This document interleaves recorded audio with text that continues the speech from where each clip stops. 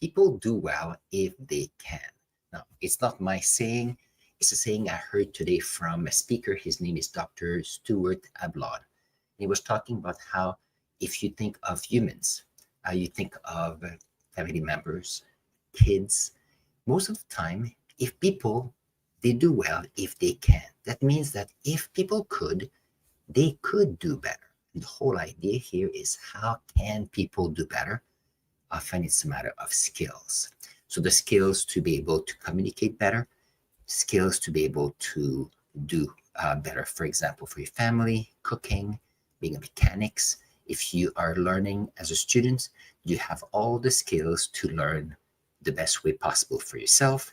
If you're a teacher, you have all the skills so that you can do well. So these are some of the ideas we're going to talk about today, especially because I was thinking about that today, and we are doing some activities in my classroom, and I know that my students this year have done amazingly well with hands-on activities and playtime. I know they're grade 9 students, so they're 14, 15 years old, but many of them often, if you think of their occupations, they like to use their phones, their screens, computers sometimes to play. So often they spend a lot more time in front of the screen than actually interacting with each other, interacting about who they are, building social skills, building skills, know-how to be better. And I can see that because sometimes I walk in hallways in schools or in cafeterias. I work in the mall even. Pay attention at the mall, at the bus station. You see there's a lot of people, and what they do is that they're on their phone, and people are living a very individualistic life. So let's see tonight what we're going to talk about. We're going to talk about the 3 portions. So my 3 sets are always about the student's perspective, the teacher's perspective, and we'll see if we can add the leader's perspective with that as well. So if you think of a student in a school or anybody learning and training, the main purpose of that person is to learn the skills, to be trained so they can do better at what they will do in the future. So here it's very much skilled base.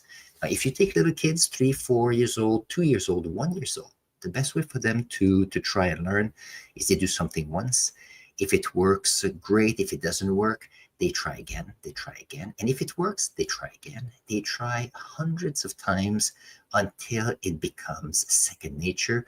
And that's how they expand what they do. So for example, we've been working on different labs this year. So this year I handed in today my last set. It was probably the 6th lab we did this semester, with the questions and the variables, hypothesis, data collection and analysis, and graphing. And even though it's the 6th time, I've been giving comments, feedback, giving them a chance to do it again and again. Often students realize that they often do the same mistake over and over again. And only after having done it 2, 3, 4 times do they realize it. And then I know that eventually they'll get better. It's the same thing as if you're an athlete in playing basketball, for example. Even though you are a star player, the goal is still going to the practice and doing more practice, more drills, so that you are getting better at your craft. And if you think of a learner, a student, their craft is how to learn better. Now, what's interesting is that often students in a learning environment, they are learning from what they see, but what they learn is based on how they interpret the situation. I'll give you a good example. If you think, for example, of classroom presentations, we have students that are doing projects and then they are putting together information. But then you realize that even though they've seen hundreds of presentations in the classroom, hundreds of presentations from their classmates, from teachers, and in grade 9, they've done it for at least 9 years. They were in preschool as well. So they are professional learners. And if they do a presentation and you see, it could be better.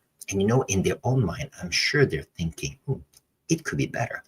And the reason for that is that sometimes we get into a rut. We know we could do better. We know that we could maybe have more skills. And even if we're practicing, sometimes we need someone to say, okay, this is what you're going to practice. This is how you will do it. and let's see if you can get better. Now, I'm not saying that the classroom or learner needs to be in a dictatorship kind of classroom. Sometimes having some modeling is very good, giving them a chance to try and with suggestion. Because once someone has a chance to learn something and apply it, then the only way to get better, the only way to be creative, I think, is to be able to model what has worked before. So if you think, for example, an art class, I'm not very good at drawing, I'm actually very terrible. But if you think of an art class, a student would come in, and if they don't know how to draw, often they will model what a teacher is doing. They will model other artists up to a point where they feel comfortable, and then their own ways will come out. So here it's important to say that we do not want to plagiarize. Plagiarizing is terrible because we don't want to know what other people are doing. We want to know what you can do as a learner. And that's kind of a good thing to keep in mind. Because what the purpose of learning is basically to have the basic skills so that you can communicate. And when I say communicating, you want to be able to communicate your message, but not only communicating the message, but you want it to be understood by the audience. And if you're listening or being an audience as part of a presentation, you want to be able to see the message and understand the message. And that takes skills from the learner's perspective and the speaker's perspective.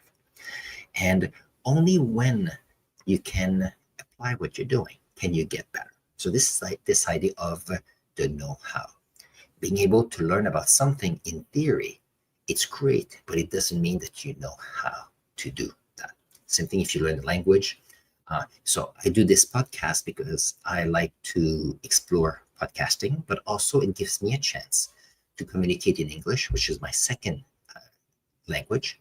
And therefore, I know that by applying what I know, using the language, that's the best way for me to get better.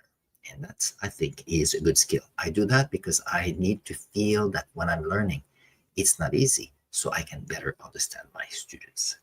So here are this main idea here. So when I said earlier that people do well if they can, that means that they need to be able to, first of all, figure out the skills they might be missing, the skills they need to learn, so that they can go one step beyond.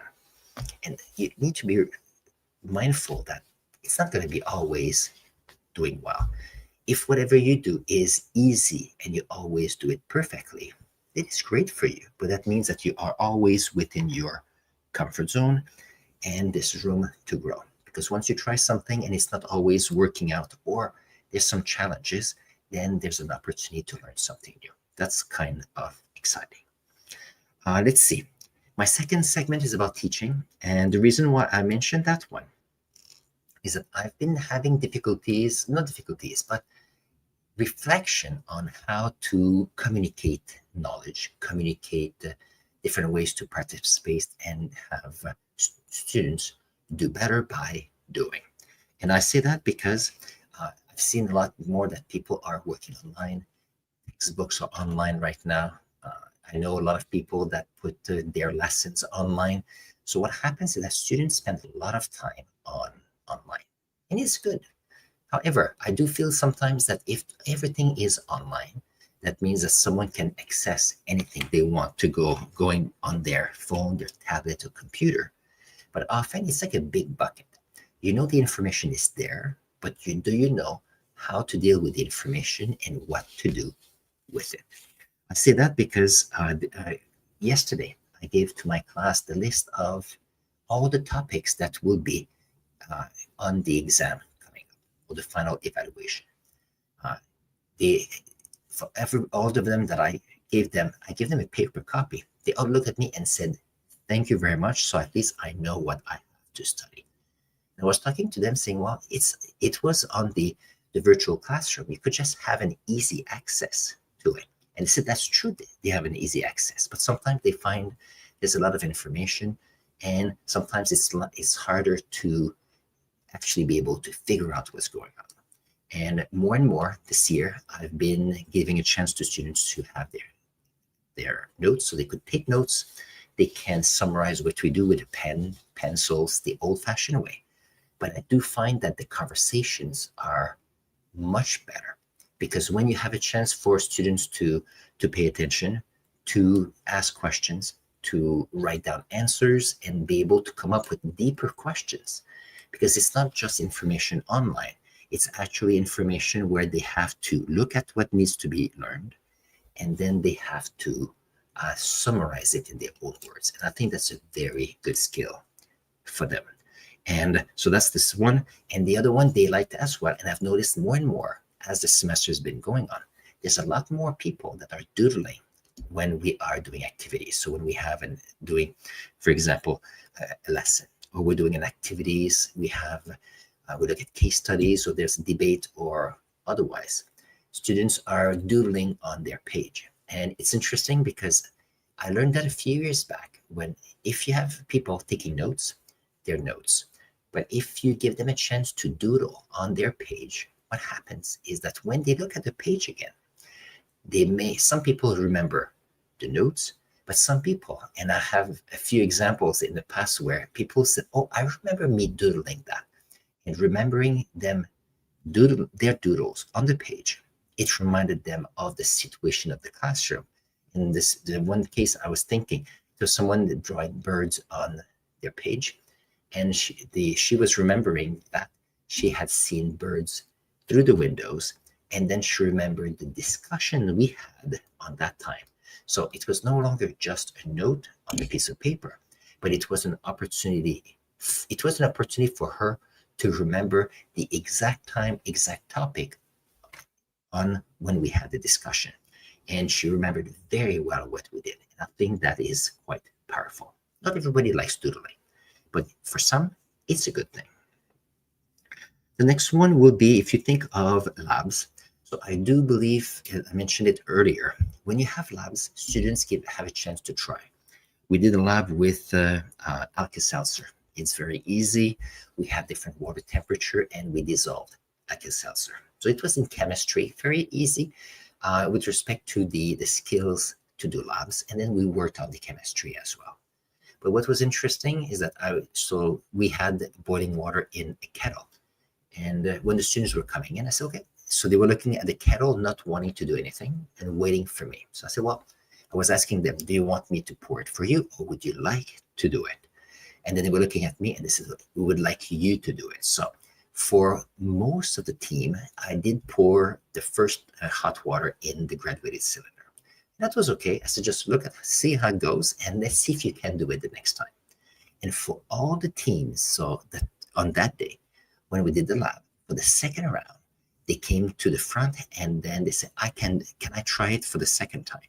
So they all did it and tried. Yeah, there was some water here and there. I was looking at safety because the water was very warm, very hot actually. And then all of them were able to pour the water from the kettle to the graduated cylinder. And you say, well, you're going to say, why was this important? But you have to realize that if 2/3 of the class had not the confidence to be able to, not that they did not have confidence, but they did not know how it would turn out.